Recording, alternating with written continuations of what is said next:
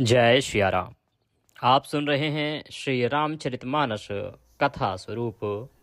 आज 10वें दिन की कथा है और 10वें दिन की कथा में आगे का वृतांत हम श्रवण करेंगे। कल भगवान रामचंद्र का प्रादुर्भाव हुआ, भगवान का जन्म हुआ, सभी देवगण उनके दर्शन के लिए आए। सूर्य देव तो वहां इस प्रकार से थम गए कि 1 महीने के लिए रात्रि ही नहीं हुई। उनका मन नहीं किया, न जाने कब वह समय व्यतीत हो गया। 1 माह का दिन हो गया, क्योंकि सूर्य आगे बढ़े तो रात्रि हो। जब सूर्य आगे बढ़ेंगे ही नहीं तो जिस स्थान पर होंगे वहां दिवस ही दिवस होगा। सभी देवतागण आए प्रभु के दर्शन के लिए, प्रभु पर पुष्प वर्षा की। हर ओर आनंद ही आनंद है। राजा दशरथ के यहाँ खूब बधाइयां दी जा रही हैं। जो भी बधाई लेके आता है राजा दशरथ उसकी सभी इच्छाएं पूर्ण करते हैं और जो वो चाहता है उसे मनवांछित भेंट प्रदान करते हैं। आइए आज की कथा को आगे बढ़ाते हैं। आपसे निवेदन है कि ये पवित्र श्री रामचरितमानस कथा का वीडियो है तो कृपया एक बार लाइक अवश्य कर दीजिएगा। मेरे प्रभु रामचंद्र की कृपा प्राप्त करने के लिए कमेंट बॉक्स में अवश्य लिखिएगा जय श्री राम। भगवान रामचंद्र आप पर कृपा करेंगे तो आपके सभी संकट समाप्त होंगे। आप देख रहे हैं देवभूमि ज्योतिष संस्थान का प्रतिष्ठित YouTube चैनल देवभूमि धार्मिक। हम यहाँ सभी व्रत और त्योहारों की सही शास्त्रीय जानकारी प्रदान करते हैं। ज्योतिष शास्त्र और पंचांग के आधार पर आपको बताते हैं कौन सी तिथि कब है, व्रत आदि कब करना है, क्या विधि, क्या नियम और क्या गलती नहीं करनी है। यदि आप चैनल पर नए हैं तो चैनल को सब्सक्राइब करते जाइएगा और बेल आइकन को अवश्य प्रेस कीजिएगा, जिससे कि आप सभी जानकारियां प्राप्त कर सकें। प्रिय भक्तों, अब आप हमारे साथ व्हाट्सएप के माध्यम से भी जुड़ सकते हैं। व्हाट्सएप पे जुड़ने का लाभ ये होगा, एक तो सीधा कांटेक्ट होगा हमारे साथ आपका, दूसरा व्हाट्सएप पे हम आपको समय समय पर रिमाइंडर देते हैं कि ये व्रत आ रहा है, इस दिन ये व्रत है, इसकी तैयारी आज कर लीजिए, कल ये काम नहीं होंगे। तो उससे लाभ ये होता है कि आपको पहले से ही उन व्रत आदि के बारे में पता होता है, तो कोई व्रत आदि छूटता नहीं है, सब सही विधि से आप कर पाते हैं। अगर आप व्हाट्सएप पर जुड़ना चाहते हैं तो वीडियो के अंत में स्क्रीन पर नंबर आएगा 900 से, उस पर व्हाट्सएप मैसेज कीजिए, अपना नाम लिखिए और कहिए कि आपको व्हाट्सएप पर ऐड कर दिया जाए, तो हम आपको अपने साथ जोड़ेंगे और फिर सभी जानकारियां सीधे मोबाइल पर आपको आती रहेंगी। यहाँ पर आपको ये नंबर को पूर्ण रूप से सुरक्षित रखा जाता है, किसी और के साथ साझा नहीं किया जाता है, शेयर नहीं किया जाता है, तो सेफ्टी का कोई डर नहीं है। आइए मेरे प्रभु रामचंद्र का ध्यान करते हुए कथा को आगे बढ़ाते हैं। बोले श्यावर रामचंद्र भगवान की जय। मंगल भवनी अमंगल हारी, द्रवहु सुदशरथ अजर बिहारी। राम सिया राम जय जय राम। राम सिया राम जय जय राम। तुलसीदास जी लिखते हैं कि मन संतोषे सबनि के, जह तह देहि असीस, सकल तनय चिर जीव हूँ, तुलसीदास के ईश। कहते हैं कि राजा ने सबके मन को संतुष्ट किया, इसी से सब लोग जहां तहां आशीर्वाद दे रहे थे कि तुलसीदास के स्वामी सब पुत्र अर्थात चारों राजकुमार चिरजीवी हों, दीर्घायु हों। कछुक दिवस बीते एहि भांति, जात न जानिय दिन अरु राति, नामकरण कर अवसर जानी, भूप बोली पठे मुनि ज्ञानी। इस प्रकार कुछ दिन बीत गए, दिन और रात जाते हुए जान ही नहीं पड़ते। समय निकल गया, महल में न राजा को न रानी को पता ही नहीं चलता था कि कब दिन निकल गया और कब रात। तब नामकरण संस्कार का समय जानकर राजा ने ज्ञानी मुनि श्री वशिष्ठ जी को बुलावा भेजा। मुनि की पूजा करके राजा ने कहा, हे मुनि, आपने मन में जो विचार रखे हों वो नाम रखिए। मुनि ने कहा, हे राजन, इनके अनेक अनुपम नाम हैं, फिर भी मैं अपनी बुद्धि के अनुसार कहूंगा, क्योंकि राजपुरोहित हैं तो वो तो पहले ही विचार कर लेंगे ना कि राजकुमारों के नाम क्या होने चाहिए। तो राजा ने वही कहा कि आप बताइए।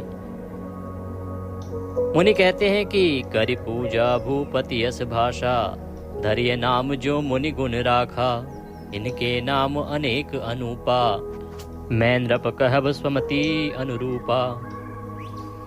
तो जब राजा ने पूछा कि प्रभु नाम रखें, तो उन्होंने कहा कि ठीक है, मैं अपनी बुद्धि के अनुसार आपको अवश्य कहूँगा। तुलसीदास जी लिखते हैं कि जो आनंद सिंधु सुख राशि, सी करते त्रिलोक सुपासी, सो सुख धाम राम अस नामा, अखिल लोकदायक विश्रामा।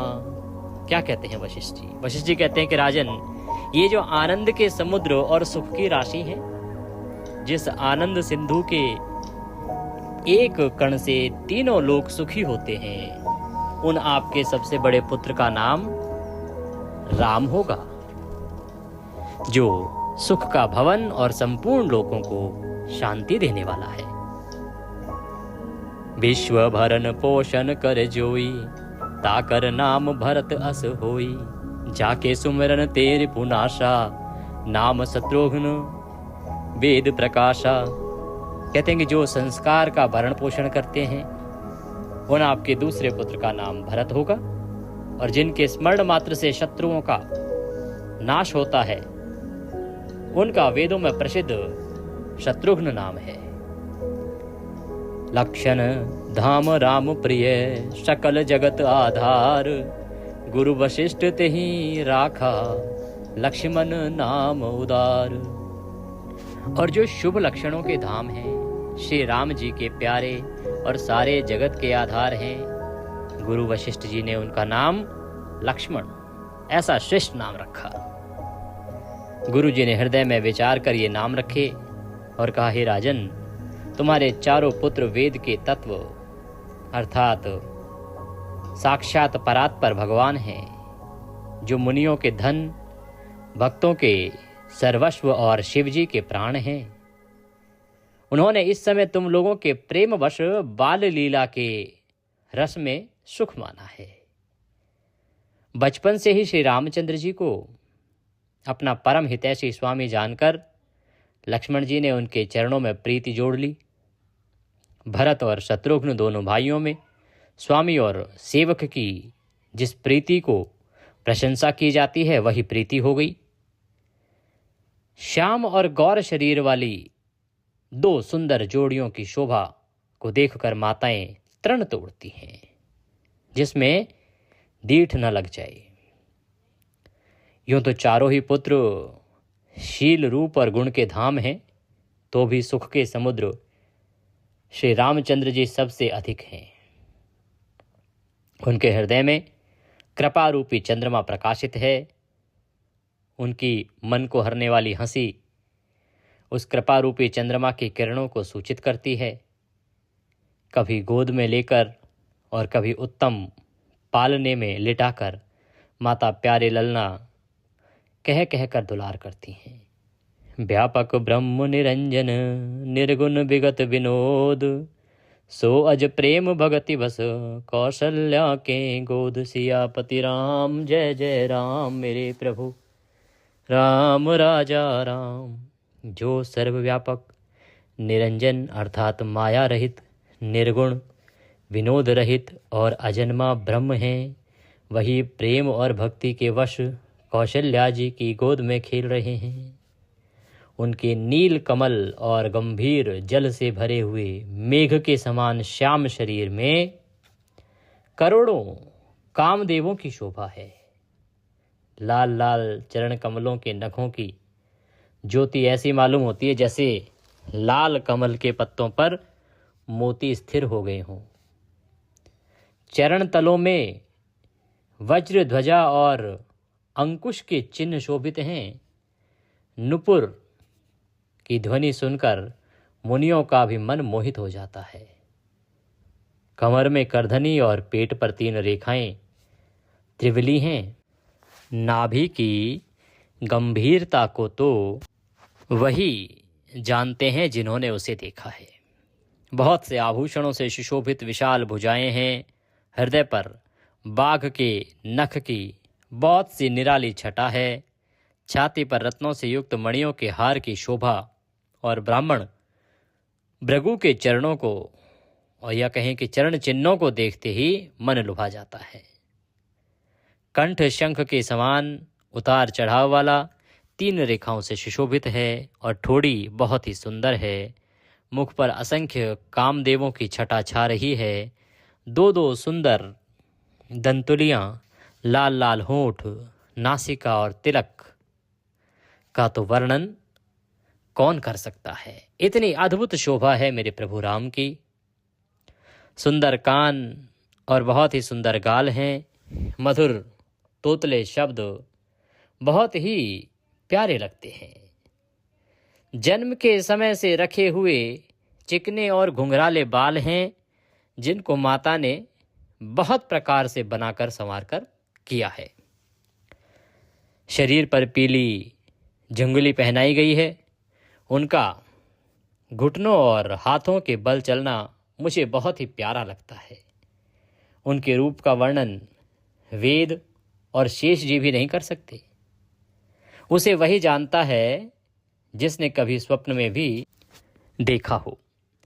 तुलसीदास जी लिखते हैं कि सुख संदोह मोह पर ज्ञान गिरा गौतीत, दंपति परम प्रेम बस कर शिशु चरित पुनीत। कि सुख के पुंज मोह से परे तथा ज्ञान वाणी और इंद्रियों से अतीत हैं। वे भगवान दशरथ कौशल्या के अत्यंत प्रेम के वश होकर पवित्र बाल लीला करते हैं। इस प्रकार संपूर्ण जगत के माता पिता श्री राम जी अवधपुर के निवासियों को सुख देते हैं, जिन्होंने श्री रामचंद्र जी के चरणों में प्रीति जोड़ी है। वे भवानी उनकी यह प्रत्यक्ष गति है कि भगवान उनके प्रेम वश बाल लीला करके उन्हें आनंद दे रहे हैं। श्री रघुनाथ जी से विमुख होकर और विमुख रहकर मनुष्य चाहे करोड़ों उपाय करे, परंतु उसका संसार बंधन कौन छुड़ा सकता है। जिसने सब चराचर जीवों को अपने वश में कर रखा है, वह माया भी प्रभु से भय खाती है। भगवान उस माया को भौं के इशारे पर नचाते हैं। ऐसे प्रभु को छोड़कर कहो और किसका भजन किया जाए। मन वचन और कर्म से चतुराई छोड़कर भजते ही रघुनाथ जी कृपा करेंगे। इस प्रकार से प्रभु श्री रामचंद्र जी ने बाल क्रीड़ा की और समस्त नगरवासियों को सुख दिया। कौशल्या जी कभी उन्हें गोद में लेकर हिलाती डुलाती और कभी पालने में लिटाकर झुलाती थी। प्रेम मगन कौशल्या निस दिन जात न जान, सुत स्नेह बस माता बाल चरित कर गान। सियापति राम जय जय राम, मेरे प्रभु राम राजा राम। प्रेम में मग्न कौशल्या जी रात और दिन का बीतना नहीं जानती थी। उनके पुत्र के स्नेहवश हो जाने के कारण माता उनके बाल चरित्रों का गान किया करती थी। एक बार माता ने श्री रामचंद्र जी को स्नान कराया और श्रृंगार करके पालने पर पौड़ा दिया। फिर अपने कुल के इष्ट देव भगवान की पूजा के लिए स्नान किया। पूजा करके नैवेद्य चढ़ाया और स्वयं वहीं गई जहां रसोई बनाई गई थी। फिर माता वहीं पूजा के स्थान में लौट आई और वहां आने पर पुत्र को इष्ट देव भगवान के लिए चढ़ाए हुए नैवेद्य को भोजन करते देखा। माता भयभीत होकर पालने में सोया था, यहाँ किसने लाकर बैठा दिया। इस बात से डरकर पुत्र के पास गई तो वहाँ बालक को सोया हुआ देखा। फिर पूजा स्थान में लौट कर आई, देखा कि वही पुत्र वहाँ भोजन कर रहा है। उनके हृदय में कंप होने लगा और मन को धीरज नहीं होता। भगवान लीला कर रहे हैं। कहते हैं कि एक बार जब माता ने स्नान करके और पलने में लिटा दिया और फिर माता स्वयं तैयार होकर पूजा के लिए गई, वहाँ भगवान को भोग अर्पित किया जो उनके इष्ट देव हैं उनको। तो मंदिर में जाके देखती हैं कि लल्ला जो है वहाँ बैठ के भोग ले रहा है अब माता चौंक गई कि इसको तो मैं पलने में लिटा के आई थी, ये यहाँ क्या कर रहा है, और यहाँ कर रहा है वो अलग बात है, इसको लेके कौन आया, अरे ये पहुंचा यहाँ कैसे, इसको लग तो नहीं जाएगी, गिर तो नहीं जाएगा। इतने में माता जो है वापस जाती हैं पलने में, देखती हैं वो तो वहां सो रहा है। फिर वापस आती हैं तो लल्ला यहाँ भोग लगा रहा है, प्रसाद खा रहा है। इस प्रकार से माता बड़ी अचंभित हो जाती है। वह सोचने लगी कि यहाँ और वहां मैंने 2 बालक देखे, यह मेरी बुद्धि का भ्रम है या कोई विशेष कारण है। प्रभु श्री रामचंद्र जी ने माता को गड़बड़ाई हुई देखकर मधुर मुस्कान से हंस दिया। जब भगवान ने देखा कि उनकी लीला के चक्कर में माता घबरा गई हैं, तो कहीं ज्यादा परेशान ना हो जाएं, इसीलिए भगवान हंस दिए। देख रावा मात ही निज अद्भुत रूप अखंड, रोम रोम प्रति लागे कोटि कोट ब्रह्मांड से आपति राम जय जय राम। फिर उन्होंने माता को अपना अखंड अद्भुत रूप दिखलाया, जिसके एक एक रोम में करोड़ों ब्रह्मांड लगे हुए हैं। अगणित रवि शशि शिव चतुरानन, बहुगिरी सरित सिंधु महिकानन, काल कर्म गुण ज्ञान सुभाऊ, सो देखा जो सुना न काऊ। तुलसीदास जी लिखते हैं कि अनगिनत सूर्य चंद्रमा शिव ब्रह्मा, बहुत से पर्वत नदियां समुद्र पृथ्वी वन, काल कर्म गुण ज्ञान और स्वभाव देखे, और वे पदार्थ भी देखे जो कभी सुने नहीं थे। सब प्रकार से बलवती माया को देखा कि वह भगवान के सामने अत्यंत भयभीत होकर हाथ जोड़ के खड़ी है। जीव को देखा जिसे वह माया नचाती है, और फिर भक्ति को देखा जो उस जीव को माया से छुड़ा देती है। माता का शरीर पुलकित हो गया, मुख से वचन नहीं निकलता। तब आंखें मूंद कर उसने श्री रामचंद्र जी के चरणों में सिर नवाया। माता को आश्चर्यचकित देखकर खर के शत्रु श्री राम जी फिर बाल रूप में हो गए। माता से स्तुति भी नहीं की जाती। वह डर गई कि मैंने जगत पिता परमात्मा को पुत्र करके जाना है। श्री हरि ने माता को बहुत प्रकार से समझाया और कहा, हे माता सुनो, यह बात कहीं पर कहना नहीं। बार बार कौशल्या विनय करई कर जोरी, अब जनिक बहु व्यापई प्रभु मोहि माया तोर, सियापति राम जय जय राम। कौशल्या जी बार बार हाथ जोड़कर विनय करती हैं, विनती करती हैं कि हे प्रभु, मुझे आपकी माया अब कभी नहीं व्यापे। बाल चरित हरि बहुविधि कीना, अति आनंद दासन कह दीना। कछुक काल बीते सब भाई, बड़े भये परिजन सुखदाई। भगवान ने बहुत प्रकार से बाल लीलाएं की और अपने सेवकों को अत्यंत आनंद प्रदान किया। फिर कुछ समय बीतने पर चारों भाई बड़े होकर कुटुंबियों को सुख देने वाले हुए। तब गुरुजी ने जाकर चूड़ा कर्म संस्कार किया। ब्राह्मणों ने फिर बहुत सी दक्षिणा पाई। चारों सुंदर राजकुमार बड़े ही मनोहर अपार चरित्र करते फिरते हैं, जो मन वचन और कर्म से अगोचर हैं। वही प्रभु दशरथ जी के आंगन में विचर रहे हैं। भोजन करने के समय जब राजा बुलाते हैं, तब वे अपने बाल सखाओं के समाज को छोड़कर नहीं आते। कौशल्या जी जब बुलाने जाती हैं, तब प्रभु ठुमक ठुमक कर भाग चलते हैं। जिनका वेद नेति कहकर निरूपण करते हैं, और शिवजी ने जिनका अंत नहीं पाया, माता उन्हें हठपूर्वक पकड़ने के लिए दौड़ती है। वे शरीर में धूल लपेटे हुए आए और राजा ने हंसकर उन्हें गोद में बैठा लिया। भोजन करते हैं, पर चित्त चंचल है।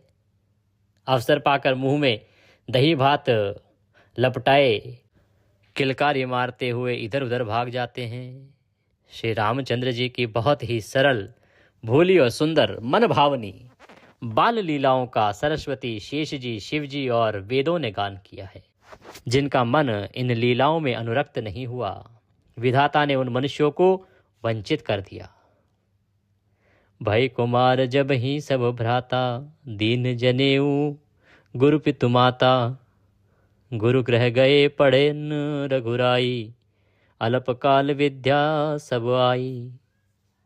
जो ही सब भाई कुमार अवस्था में हुए, त्यों ही गुरु पिता माता ने उनका यज्ञोपवीत संस्कार कर दिया। श्री रघुनाथ जी भाइयों सहित गुरु के घर में विद्या पढ़ने के लिए गए और थोड़े ही समय में उनको सब विद्याएं आ गई। चारों वेद उनके स्वाभाविक श्वास हैं, वे भगवान पढ़े, यह बड़ा कौतुक अचरज है।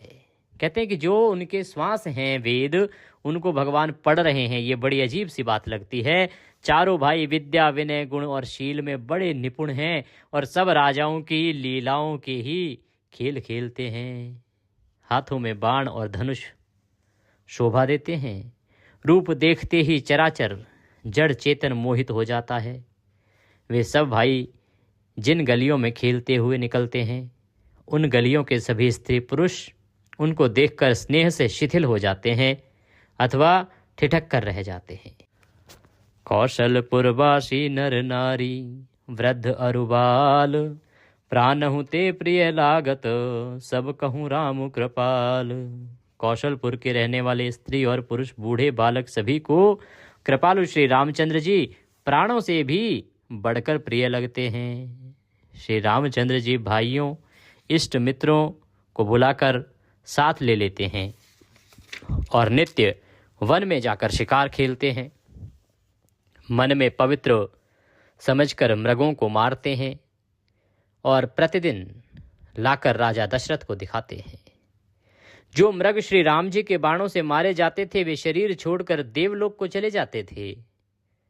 श्री रामचंद्र जी अपने छोटे भाइयों और सखाओं के साथ भोजन करते हैं और माता पिता की आज्ञा का पालन करते हैं। जिस प्रकार नगर के लोग सुखी हों, कृपा निधान श्री रामचंद्र जी वही संयोग लीला करते हैं। वे मन लगाकर वेद पुराण सुनते हैं और फिर स्वयं छोटे भाइयों को समझाकर कहते हैं।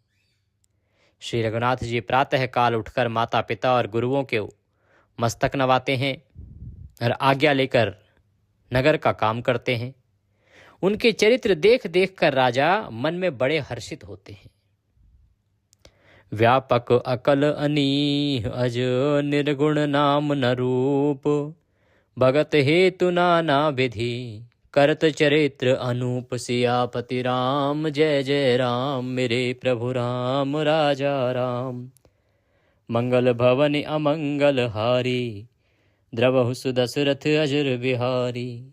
जो व्यापक, अकल, निर्वयव, इच्छा रहित, अजन्मा और निर्गुण है तथा जिनका न नाम है न रूप, वही भगवान भक्तों के लिए नाना प्रकार के अनुपम अलौकिक चरित्र करते हैं। यह सब चरित्र मैंने गाकर बखान कर कहा, अब आगे की कथा मन लगाकर सुनो। ज्ञानी महामुनि विश्वामित्र जी वन में शुभ आश्रम पवित्र स्थान जानकर बसते थे, जहां वे मुनि जप यज्ञ और योग करते थे, परंतु मारीच और सुबाहु से बहुत डरते थे। यज्ञ करते ही राक्षस दौड़ पड़ते थे और उपद्रव मचाते थे, जिससे मुनि बहुत दुख पाते थे, क्योंकि रावण ने आदेश दे ही रखा था कि कहीं भी यज्ञ आदि कार्य ना हो पाए, अगर कोई करे तो उसको विध्वंस कर दो। तो जो राक्षस थे वो मुनि के सभी यज्ञों को भंग कर दिया करते थे। गाधी के पुत्र विश्वामित्र जी के मन में चिंता छा गई कि ये पापी राक्षस भगवान के मारे बिना नहीं मरेंगे। तब श्रेष्ठ मुनि ने मन में विचार किया कि प्रभु ने पृथ्वी का भार हरने के लिए अवतार लिया है, इसी बहाने जाकर मैं उनके चरणों का दर्शन भी करूं और विनती करके उन दोनों भाइयों को ले आऊं जो ज्ञान वैराग्य और सब गुणों के धाम हैं। उन प्रभु को मैं नेत्र भरकर देखूंगा। इस प्रकार से मुनि ने विचार किया। बहुविधि करत मनोरथ, जात लाग नहीं बार, करिमज्जन सरऊ जल, गए भूप दरबार। सियापति राम जय जय राम, मेरे प्रभु राम राजा राम। बहुत प्रकार से मनोरथ करते हुए जाने में देर नहीं लगी। सरयू जी के जल में स्नान करके वे राजा के दरबार में पहुंच गए। राजा ने जब मुनि का आगमन सुना तब वे ब्राह्मणों के समाज को साथ लेकर मिलने गए और दंडवत करके मुनि का सम्मान करते हुए उन्हें लाकर अपने आसन पर बिठा दिया। चरणों को धोकर बहुत पूजा की और कहा, मेरे समान धन्य आज कोई दूसरा नहीं है। फिर अनेक प्रकार के भोजन करवाए, जिससे श्रेष्ठ मुनि ने अपने हृदय में बहुत ही हर्ष प्राप्त किया। खूब ऋषि की सेवा की गई। फिर राजा ने चारों पुत्रों को मुनि के चरणों पर डाल दिया, उनके प्रणाम कराया। श्री रामचंद्र जी को देखकर मुनि अपनी देह की सुधि भूल गए। वे श्री राम जी के मुख की शोभा देखते ही ऐसे मग्न हो गए मानो चकोर पूर्ण चंद्रमा को देखकर लुभा गया हो। तब राजा ने मन में हर्षित होकर ये वचन कहे, हे मुनि, इस प्रकार कृपा तो आपने कभी नहीं की। आज किस कारण से आपका शुभ आगमन हुआ, कहिए, मैं उसे पूरा करने में देर नहीं लगाऊंगा। तो राजा ने कहा कि प्रभु, इतना समय हो गया, कभी आप आए नहीं, इस प्रकार से कभी दर्शन दिए नहीं, तो आज क्या प्रयोजन है, आप मुझे बताओ, मैं अवश्य ही उस कार्य को करूंगा। मुनि ने कहा, हे राजन, राक्षसों के समूह मुझे बहुत सताते हैं, इसलिए मैं तुमसे कुछ मांगने आया हूं। छोटे भाई सहित श्री रघुनाथ जी को मुझे दो। छोटे भाई सहित श्री रघुनाथ जी को मुझे दो। राक्षसों के मारे जाने पर मैं सनाथ सुरक्षित हो जाऊंगा। कहा कि हे राजन, मैं जहाँ यज्ञ आदि करता हूँ वहाँ राक्षसों के समूह आ जाते हैं, झुंड के झुंड आ जाते हैं, उनसे मैं बड़ा परेशान हूँ, मेरे यज्ञ कर्म आदि नहीं हो पाते हैं। तो मेरी आपसे यही प्रार्थना है कि आप छोटे भाई सहित श्री रामचंद्र जी को मुझे दे दीजिए, और जैसे ही ये कार्य पूर्ण हो जाएगा मैं वापस उनको लेके आपके सामने आ जाऊंगा। देहु भूप मन हर्षित, तजहु मोह अज्ञान, धर्म सुजस प्रभु तुमको, इन्हु कहें अति कल्याण। सियापति राम जय जय राम, मेरे प्रभु राम राजा राम। हे राजन, प्रसन्न मन से इनको दे दो, मोह और अज्ञान को छोड़ दो। हे स्वामी, इससे तुमको धर्म सुयश की प्राप्ति होगी और इनका परम कल्याण होगा। इस अत्यंत अप्रिय वाणी को सुनकर राजा का हृदय कांप उठा और उनके मुख की कांति फीकी पड़ गई। उन्होंने कहा, हे ब्राह्मण, मैंने चौथेपन में 4 पुत्र पाए हैं, आपने विचार कर बात नहीं कही। हे मुनि, आप पृथ्वी, गौ, धन, खजाना मांग लीजिए, मैं आज बड़े हर्ष के साथ अपना सर्वस्व दे दूंगा। देह और प्राण से अधिक प्यारा कुछ भी नहीं होता है, उसे भी एक पल में दे दूंगा। सभी पुत्र मुझे प्राणों के समान प्यारे हैं, उनमें भी हे प्रभु, राम को तो किसी प्रकार भी देते नहीं बनता। राजा दशरथ कहते हैं कि कहाँ अत्यंत डरावने और क्रूर राक्षस और कहाँ परम किशोर अवस्था के बिल्कुल सुकुमार मेरे सुंदर पुत्र। प्रेम रस में सनी हुई राजा की वाणी सुनकर ज्ञानी मुनि विश्वामित्र जी ने हृदय में बड़ा हर्ष माना। तब वशिष्ठ जी ने राजा को बहुत प्रकार से समझाया, जिससे राजा का संदेह नाश को प्राप्त हुआ। राजा ने बड़े ही आदर से दोनों पुत्रों को बुलाया और हृदय से लगाकर बहुत प्रकार से उन्हें शिक्षा दी। फिर कहा, हे नाथ, दोनों पुत्र मेरे प्राण हैं और हे मुनि, आप ही इनके पिता हैं, दूसरा कोई नहीं, मैं इन्हें आपको सौंप रहा हूँ। सौंपे भूप ऋषि सुत, बहुविधि दे आशीष, जननी भवन गए प्रभु, चले नाई पद शीश, सियापति राम जय जय राम। राजा ने बहुत प्रकार से आशीर्वाद देकर पुत्रों को ऋषि के हवाले कर दिया। फिर प्रभु माता के महल में गए और उनके चरणों में सिर नवाकर चले। पुरुषों में सिंह रूप दोनों भाई राम लक्ष्मण मुनि का भय हरने के लिए प्रसन्न होकर चले हैं। वे कृपा के समुद्र, धीर बुद्धि और संपूर्ण विश्व के कारण के भी कारण हैं। भगवान के लाल नेत्र हैं, चौड़ी छाती, विशाल भुजाएं हैं, नील कमल और तमाल के वृक्ष की तरह श्याम शरीर है। कमर में पीतांबर पहने हुए हैं और सुंदर तरकश कसे हुए हैं। दोनों हाथों में सुंदर धनुष और बाण हैं। श्याम गौर सुंदर दो भाई, विश्वामित्र महानिधि पाई। प्रभु ब्रह्मण्य देव मैं जाना, मोहिनीति पिता तजेऊ भगवाना। श्याम और गौर वर्ण के दोनों भाई परम सुंदर हैं। विश्वामित्र जी को महान निधि प्राप्त हो गई। वे सोचने लगे कि मैं जान गया कि प्रभु ब्राह्मण्य देव ब्राह्मणों के भक्त हैं। मेरे लिए भगवान ने अपने पिता को छोड़ दिया। मार्ग में चले जाते हुए मुनि ने ताड़का को दिखलाया। शब्द सुनते ही वह क्रोध करके दौड़ी। श्री राम जी ने एक ही बाण से उसके प्राण हर लिए और दीन जानकर उसको निज पथ अर्थात अपने दिव्य स्वरूप दिया। तब ऋषि विश्वामित्र ने प्रभु को मन में विद्या का भंडार समझते हुए भी लीला को पूर्ण करने के लिए ऐसी विद्या दी जिससे भूख प्यास ना लगे और शरीर में अतुलित बल और तेज का प्रकाश हो।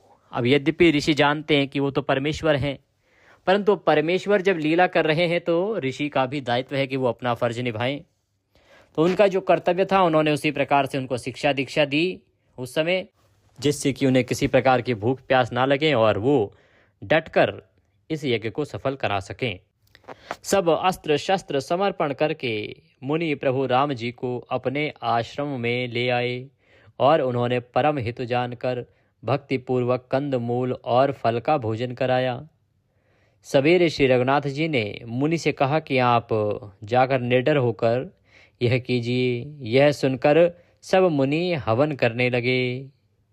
आप श्री राम जी यज्ञ की रखवाली पर रहे हैं।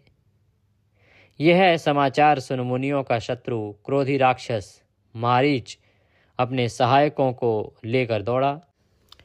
श्री राम जी ने बिना फल वाला बाण उसको मारा, जिससे वह 100 योजन के विस्तार वाले समुद्र के पार जा गिरा। फिर सुबाहु को अग्निबाण मारा। इधर छोटे भाई लक्ष्मण जी ने राक्षसों की सेना का संहार कर डाला। इस प्रकार श्री राम जी ने राक्षसों को मारकर ब्राह्मणों को निर्भय कर दिया। तब सारे देवता और मुनि स्तुति करने लगे। श्री रघुनाथ जी ने वहां कुछ दिन और रहकर ब्राह्मणों पर दया की। भक्ति के कारण ब्राह्मणों ने उन्हें पुराणों की बहुत सी कथाएं कही। यद्यपि प्रभु सब जानते थे। तदंतर मुनि ने आदर पूर्वक समझाकर कहा, हे प्रभु, चलकर एक चरित्र देखिए। रघुकुल के स्वामी श्री रामचंद्र जी धनुष यज्ञ की बात सुनकर मुनि श्रेष्ठ विश्वामित्र जी के साथ प्रसन्न होकर चल दिए। मार्ग में एक आश्रम दिखाई पड़ा। वहां पशु पक्षी कोई भी जीव जंतु नहीं था। पत्थर की शिला को देखकर प्रभु ने पूछा। तब मुनि ने विस्तार पूर्वक सब कथा कही। गौतम नारी श्राप वश उपल देह धरि धीर, चरण कमल रज चाहती कृपा करहु रघुबीर। जब रास्ते में जा रहे हैं तो उन्होंने एक आश्रम को देखा। वहां पड़ी शिला को देखा तो भगवान रामचंद्र ने ऋषि से पूछा। तो गौतम मुनि की स्त्री अहिल्या श्रापवश पत्थर की देह धारण किए बड़े धीरज के साथ आपके चरण कमलों की धूली चाहती है। ये रघुवीर, इस पर कृपा कीजिए। इस प्रकार से ऋषि ने निवेदन किया। पर शतपद पावन शोक नशावन प्रगट भई तप पुंज सही, देखत रघुनायक जन सुखदायक, सन्मुख होई कर जोरी रही। अति प्रेम अधीरा पुलक शरीरा, मुख नहीं आवई वचन कही। अतिशय बड़ भागी चरणन लागी, जुगल नैन जलधार बही। श्री राम जी के पवित्र और शोक को नाश करने वाले चरणों का स्पर्श पाते ही सचमुच वह तपो मूर्ति अहिल्या प्रकट हो गई। भक्तों को सुख देने वाले श्री रघुनाथ जी को देखकर वह हाथ जोड़कर सामने खड़ी रह गई। अत्यंत प्रेम के कारण वह अधीर हो गई। उसका शरीर पुलकित हो उठा। मुख से वचन कहने में नहीं आते थे।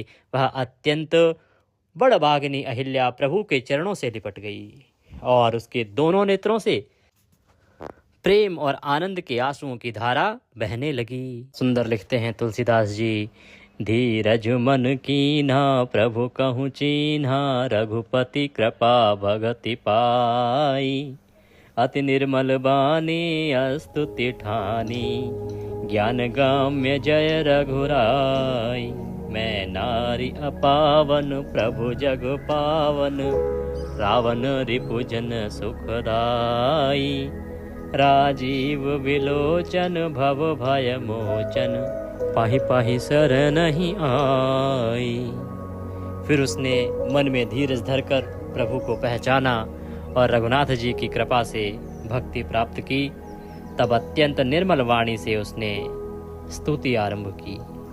हे ज्ञान से जानने योग्य श्री रघुनाथ जी, आपकी जय हो।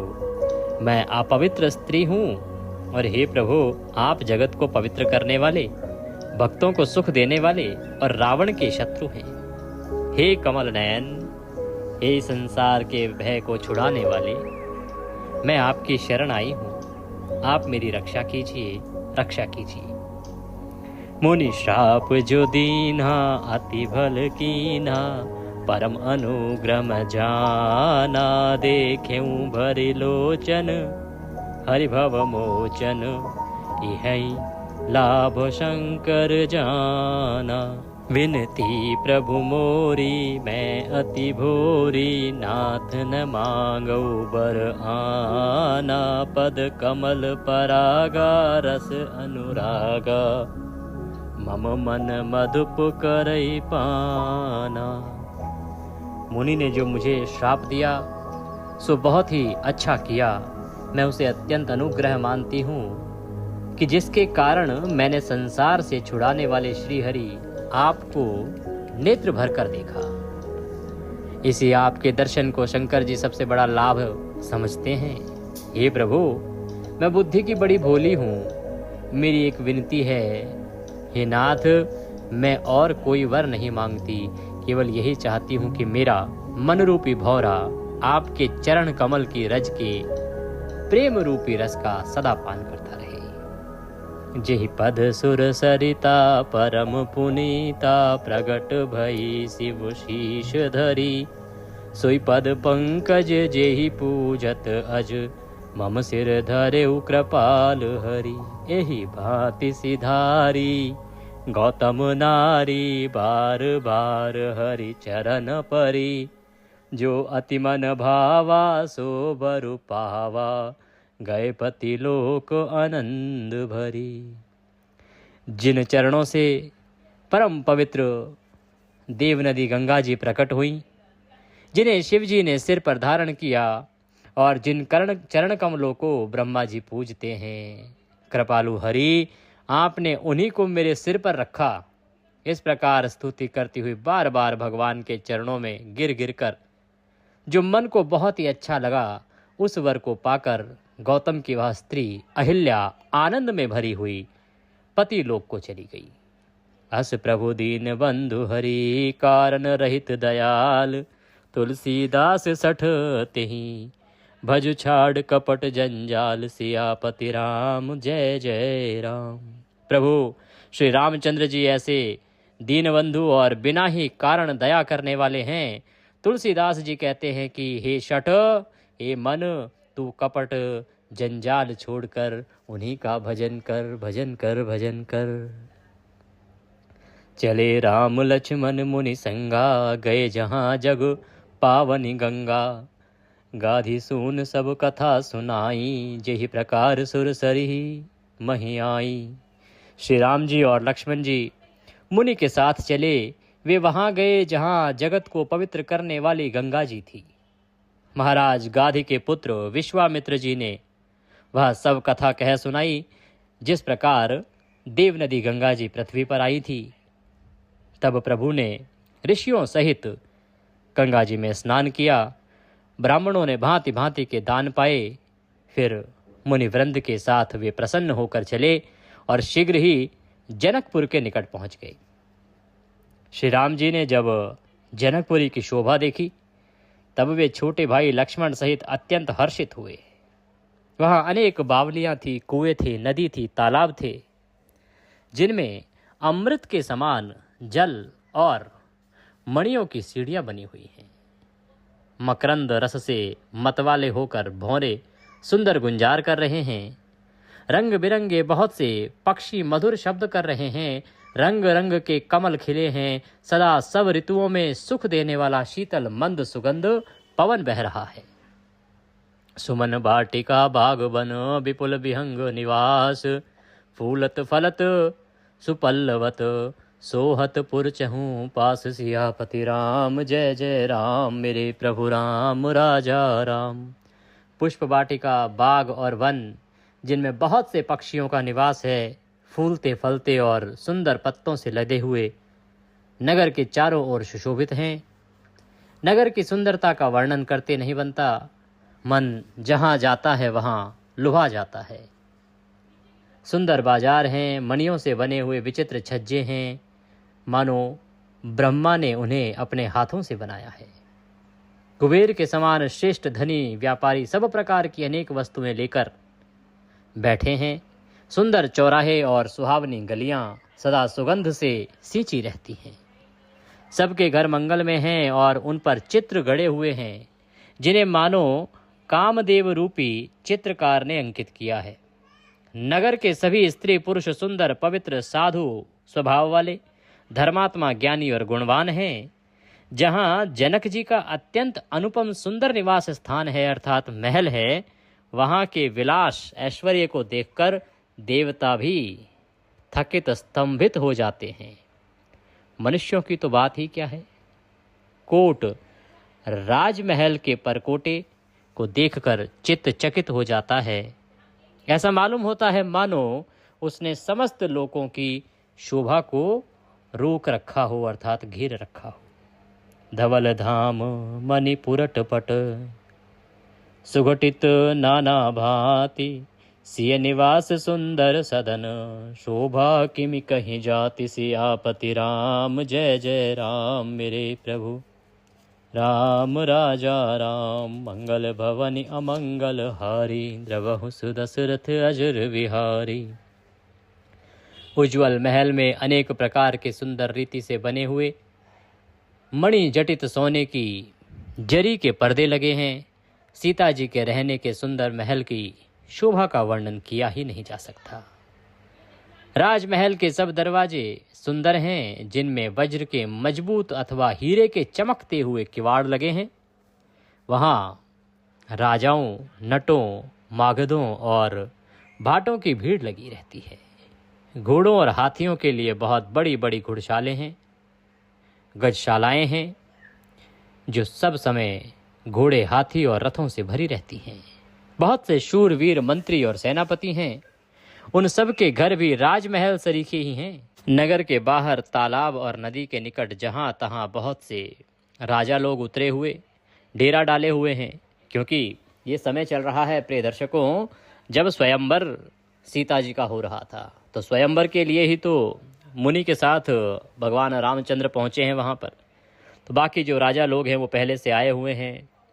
कहते हैं कि आमों का एक अनुपम बाग देखकर जहाँ सब प्रकार के शोभिते थे, जो सब तरह से सुहावना था, विश्वामित्र जी ने कहा, हे सुजान रघुवीर, मेरा मन कहता है कि यहाँ रहा जाए। कृपा के धाम श्री रामचंद्र जी, बहुत अच्छा स्वामिन। इतना कहकर वहीं मुनियों के समूह के साथ ठहर गए। मिथिलापति जनक जी ने जब यह समाचार पाया कि महामुनि विश्वामित्र आए हैं, तो तुलसीदास जी लिखते हैं कि संग सचिव सुचि भूरि भट पुसुर बर गुर ज्ञाति, चले मिलन मुनि नायक ही मुदित राव एहि भांति। तब उन्होंने पवित्र हृदय के साथ ईमानदार, स्वाभाविक और स्वामी भक्त मंत्री, बहुत से योद्धा, श्रेष्ठ ब्राह्मण, गुरु और अपनी जाति के श्रेष्ठ लोगों को साथ लिया और इस प्रकार प्रसन्नता के साथ राजा मुनियों के स्वामी विश्वामित्र जी से मिलने चले। राजा ने मुनि के चरणों पर मस्तक रखकर प्रणाम किया। मुनियों के स्वामी विश्वामित्र जी ने प्रसन्न होकर आशीर्वाद दिया। फिर सारी ब्राह्मण मंडली को आदर सहित प्रणाम किया और अपना बड़ा भाग्य जानकर राजा आनंदित हुए। बार बार कुशल प्रश्न करके विश्वामित्र जी ने राजा को बैठाया। उसी समय दोनों भाई आ पहुंचे जो फुलवाड़ी देखने गए थे। सुकुमार किशोर अवस्था वाले श्याम और गौर वर्ण के दोनों कुमार नेत्रों को सुख देने वाले और सारे विश्व के चित्त को चुराने वाले हैं। जब रघुनाथ जी आए तब सभी उनके रूप एवं तेज से प्रभावित होकर उठ खड़े हो गए। विश्वामित्र जी ने उनको अपने पास बैठा लिया। दोनों भाइयों को देखकर सभी सुखी हुए। सबके नेत्रों में जल भराया।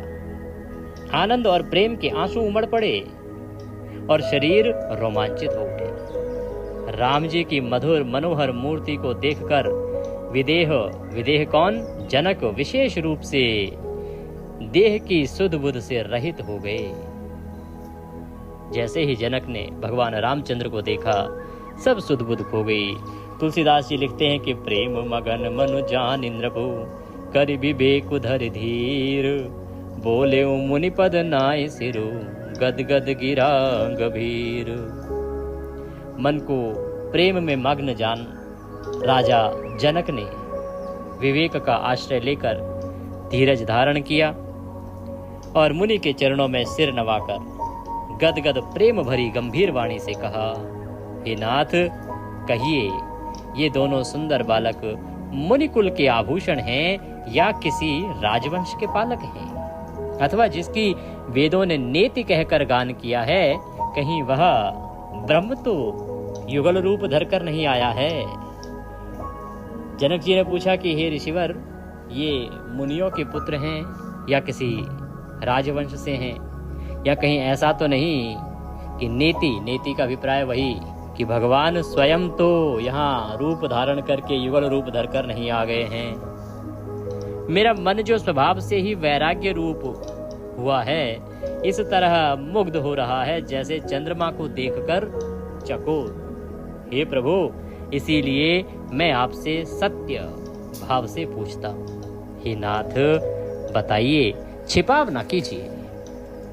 इनको देखते ही अत्यंत प्रेम के वश होकर मैंने मन ने जबरदस्ती ब्रह्म सुख को त्याग दिया है। मुनि ने हंसकर कहा, हे राजन, आपने ठीक यथार्थ ही कहा।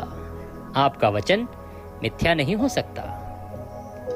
जगत में जहां तक जितने भी प्राणी हैं, ये सभी को प्रिय हैं। मुनि की रहस्य भरी वाणी सुनकर श्री राम जी मन ही मन मुस्कुराते हैं, हंसकर मानो संकेत करते हैं कि रहस्य खोलिए नहीं। तब मुनि ने कहा, ये रघुकुल मणि महाराज दशरथ के पुत्र हैं। मेरे हित के लिए राजा ने इन्हें मेरे साथ भेजा है। राम लखन दो बंधुवर रूपशील बल धाम मख राख्यु सबु साखी जगु जिते असुर संग्राम सियापति राम जय जय राम। ये राम और लक्ष्मण दोनों श्रेष्ठ भाई रूपशील और बल के धाम हैं। सारा जगत इस बात का साक्षी है कि इन्होंने युद्ध में असुरों को जीतकर मेरे यज्ञ की रक्षा की है। राजा ने कहा, हे मुनि, आपके चरणों के दर्शन कर मैं अपना पुण्य प्रभाव कह नहीं सकता। ये सुंदर श्याम और गौरवर्ण के दोनों भाई आनंद को भी आनंद देने वाले हैं। इनकी आपकी प्रीति बड़ी पवित्र है और सुहावनी है। वह मन को बहुत भाती है, पर वाणी से कहीं नहीं जा सकती। जनक जी आनंदित होकर कहते हैं, हे नाथ, सुनिए, ब्रह्म और जीव की तरह इनमें स्वाभाविक प्रेम है। राजा बार बार प्रभु को देखते हैं, दृष्टि वहां से हटाना ही नहीं चाहती। प्रेम से शरीर पुलकित हो रहा है और हृदय में बड़ा उत्साह है।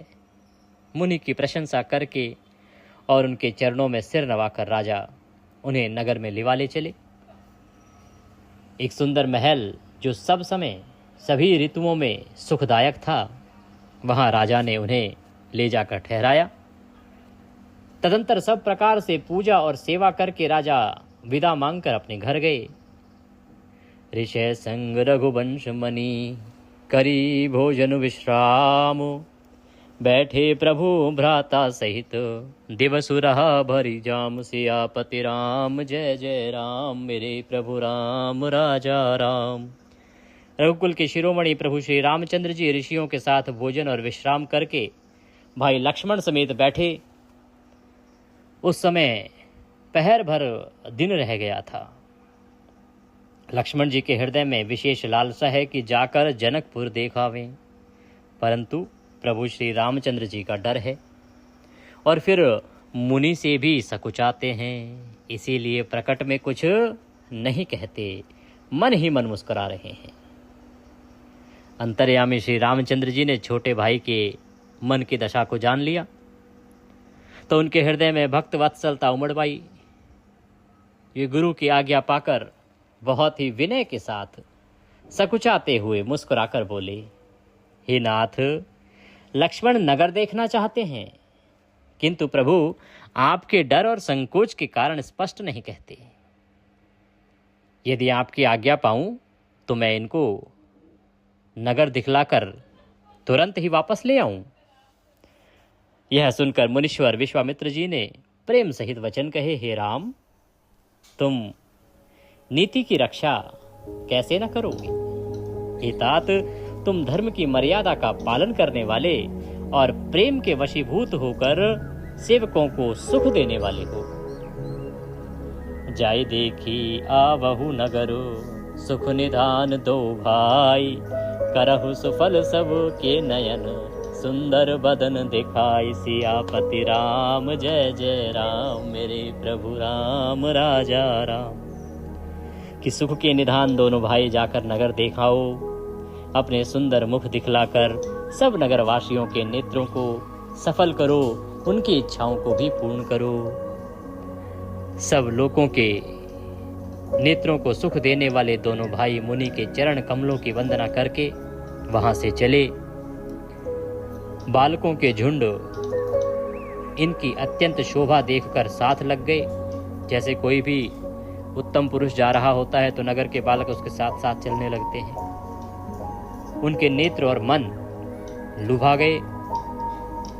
दोनों भाइयों के पीले रंग के वस्त्र हैं, कमर के पीले दुपट्टों में तरकश बंधे हैं, हाथों में सुंदर धनुष बाण सुशोभित है। श्याम और गौर वर्ण के शरीरों के अनुकूल, अर्थात जिस पर जिस रंग का चंदन अधिक फवे उस पर उसी रंग के सुंदर चंदन की खौर लगी है। सांवरे और गोरे रंग की मनोहर जोड़ी है।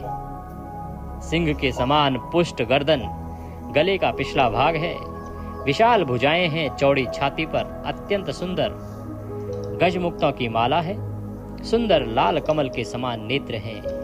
तीनों तापों से छुड़ाने वाला चंद्रमा के समान मुख है।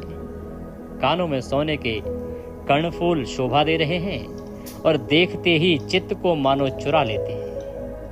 उनकी चितवन दृष्टि बड़ी मनोहर है और भौहें तिरछी एवं सुंदर है। माथे पर तिलक की रेखाएं ऐसी सुंदर हैं मानो शोभा पर मोहर लगा दी गई है।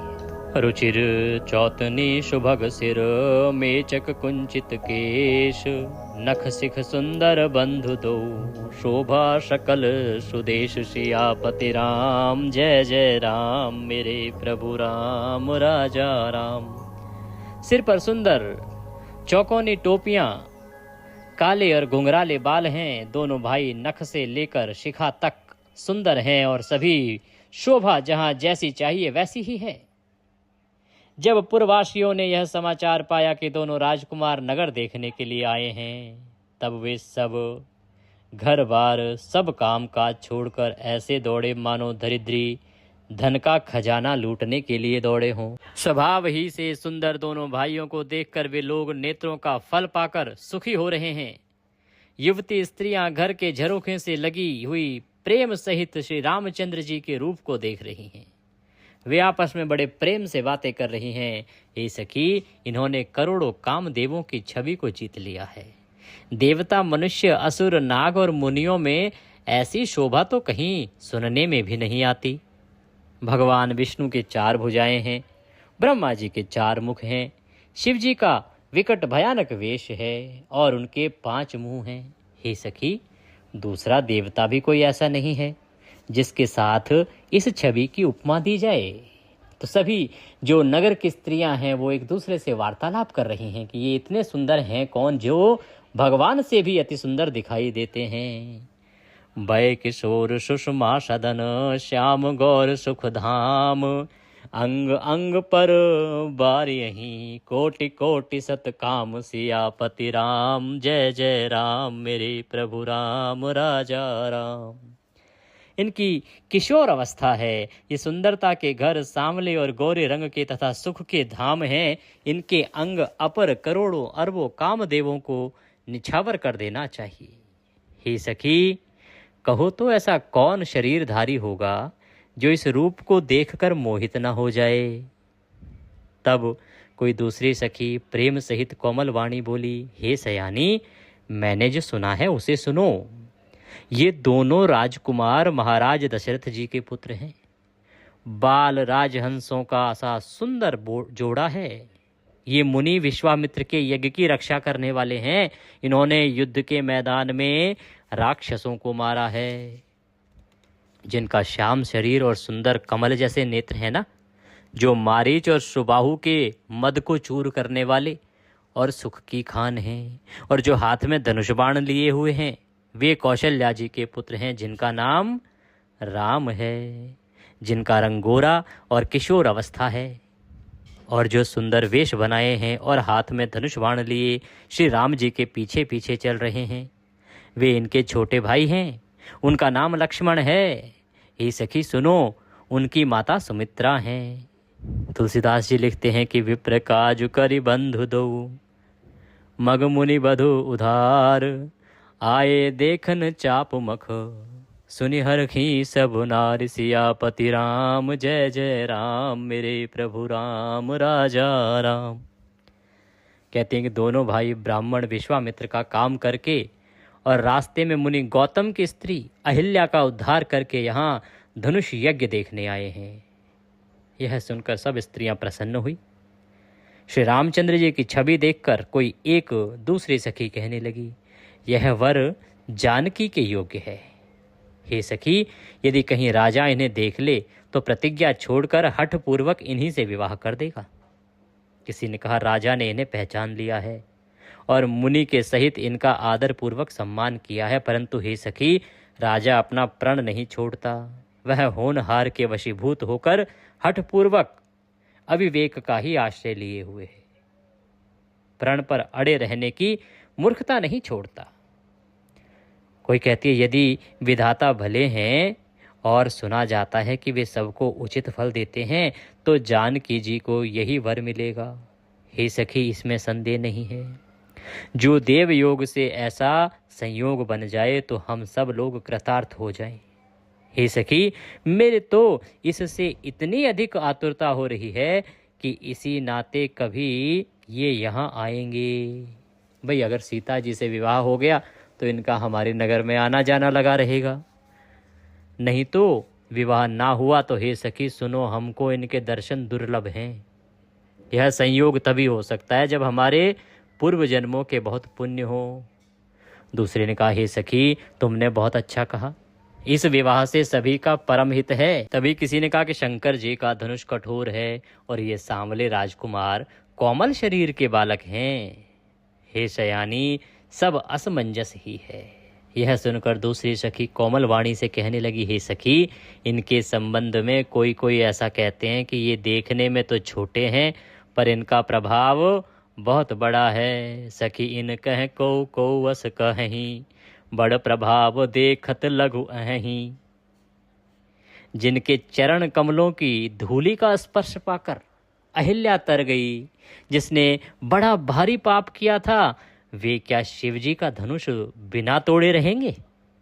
इस विश्वास को भूलकर भी नहीं छोड़ना चाहिए। कहते हैं कि ऐसा हो ही नहीं सकता कि जिसके चरणों की धूल मात्र से अहिल्या का उद्धार हो गया, इतना बड़ा श्राप नष्ट हो गया, क्या वो शिव जी के धनुष को नहीं तोड़ पाएंगे?